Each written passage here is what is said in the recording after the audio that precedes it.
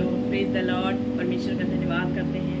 आज की सुबह में परमेश्वर हम सबको एक साथ लेकर आया है। पिता परमेश्वर का हम धन्यवाद करते हैं। आइए वचन से हम लोग कुछ सीखते हैं। रोमियो का 10:9 यानी रोम चैप्टर 10 वर्स 9 to 11। यदि तू अपने मुंह से यीशु को प्रभु जानकर अंगीकार करे और अपने मन से विश्वास करे कि परमेश्वर ने उसे मरे हुए में से जिलाया, तो तू निश्चय उद्धार पाएगा। परमेश्वर का धन्यवाद करते हैं। जब परमेश्वर हमसे कलाम के द्वारा बात करते हैं कि यदि तू प्रभु यीशु को प्रभु जानकर अपने मुंह से जब अंगीकार करेगा, तब तू उद्धार पाएगा। ये नहीं कि कहीं आए हैं चर्च में आए हैं और बैठे हैं, बस यूं ही सुना, इधर सुना उधर सुना और बस चले गए। अगर आप विश्वास करते हैं प्रभु यीशु को प्रभु जानकर कि परमेश्वर ने भेजा है, प्रभु यीशु मसीह को परमेश्वर ने भेजा है, अपने पुत्र बनाकर भेजा है, उसने अपना इकलौता पुत्र दे दिया आपको। अगर आप उस पर विश्वास करते हैं अपने मुंह से बोलकर, इसी वजह से नहीं, जब तक आप अपने मुंह से अंगीकार नहीं करेंगे तब तक आपका उद्धार नहीं। लिखा है यदि तू अपने मुंह से अंगीकार करे और अपने मन में विश्वास करे कि उसे मरे हुए में से जिलाया, निश्चय तू उद्धार पाएगा।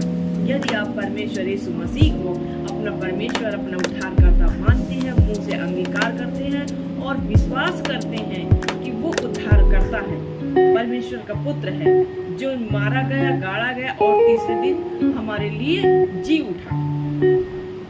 परमेश्वर का धन्यवाद। क्योंकि धार्मिकता के लिए मन से विश्वास किया जाता है और उद्धार के लिए मुंह से अंगीकार किया जाता है। क्योंकि धार्मिकता के लिए, जैसे हम परमेश्वर को मानते तो हैं, जानते तो हैं, हाँ, लेकिन हम नहीं जानते। सच बात तो ये है कि हम मोदी को जानते हैं, हम अपने प्राइम मिनिस्टर को जानते हैं। क्या प्राइम मिनिस्टर को जानता है? नहीं जानता ना। लेकिन परमेश्वर को हम जानते हैं और परमेश्वर हमें जानता है। ये बड़ी बात होती है, राइट? क्योंकि पवित्र शास्त्र ये कहता है, जो कोई उस पर विश्वास करेगा वो लज्जित नहीं होगा। वचन कहता है, पवित्र शास्त्र ये कहता है, पुराने ये जो नियम है, पुराने नियम है, व्यवस्था है, धार्मिकता है, वो पवित्र शास्त्र है। जब पवित्र शास्त्र कहता है कि जो कोई प्रभु यीशु को अपना प्रभु जानकर अंगीकार करता है, तो उसका उद्धार निश्चित। और मन से अगर वो परमेश्वर यीशु मसीह को अगर प्रभु माने, अपना उद्धारकर्ता माने, तो उसका मुंह कभी लज्जित नहीं होगा। अब आगे आते हैं 10 में 15 से 17 तक। और यदि भेजे ना जाए तो कैसे प्रचार करें? जैसा लिखा है, उनके पांव क्या ही सुहावने हैं जो अच्छी बातों का सुसमाचार सुनाते हैं। यदि भेजे ना जाए, परमेश्वर इस कलाम के द्वारा बात करते हैं, बताते हैं, यदि हम लोग जैसे संसार में जितने भी प्रचारक हैं, जितने भी परमेश्वर के दास हैं, अगर आप तक नहीं पहुंचाते हैं, अगर आप तक सुसमाचार नहीं पहुंचता, तो कौन पहुंचाएगा? जब तक ऊपर वाला नहीं चाहेगा, जब तक नहीं पहुंच सकता। जब ऊपर वाला चाहता है तभी आपके पास पहुंचता है, जब वो भेजता है तब आपके पास पहुंचता है। ऐसा नहीं है कि आपके दरवाजे पर आपके पास कोई ना आया हो सुसमाचार लेकर, आपके पास आया है। आप परमेश्वर को, इसमें लिखा है कि बहुतों ने परमेश्वर पर विश्वास नहीं किया, यहाँ तक कि उसके घर वालों ने भी विश्वास नहीं किया, परंतु जितनों ने विश्वास किया, परमेश्वर ने उन्हें अपनी संतान होने का अधिकार दिया।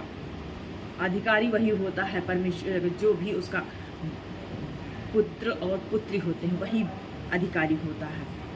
यदि क्योंकि और यदि भेजे ना जाएं तो कैसे प्रचार करें?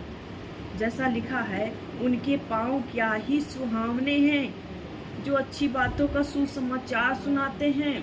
अच्छी बातें, ब्लेसिंग की बातें, परमेश्वर की बातें जो सुनाते हैं, उनके क्या पांव क्या ही सुहावने हैं। जहाँ पर आप परमेश्वर के दास पहुँच जाते हैं, वो जगह ब्लेस हो जाती है, वो जगह ब्लेस हो जाती है, वो जगह परमेश्वर की आशीष हो जाती है, आशीष हो जाती है, सुहावनी हो जाती है। परंतु सबने क्या सुनो, परंतु सबने उस समाचार पर कान लगाया जो हम इस वचन को लेकर आए हैं आपके सामने। परंतु ये वचन कोई बहुत कम लोग ही विश्वास करते हैं। इसमें लिखा भी है, क्योंकि भविष्यवक्ता यशायाह ने पहले ही लिख दिया है, परंतु सबने उस सुसमाचार पर कान न लगाया। यशायाह कहता है, हे प्रभु, किसने हमारे समाचार पर विश्वास किया? किसने किया? हम सबके पास लेके गए कि प्रभु यीशु मसीह ही उद्धार करता है, जीवन दाता है, परमेश्वर का पुत्र है, मुर्दों में से जी उठा, वो परमेश्वर। लेकिन किसने हमारी बात को सुना? किसी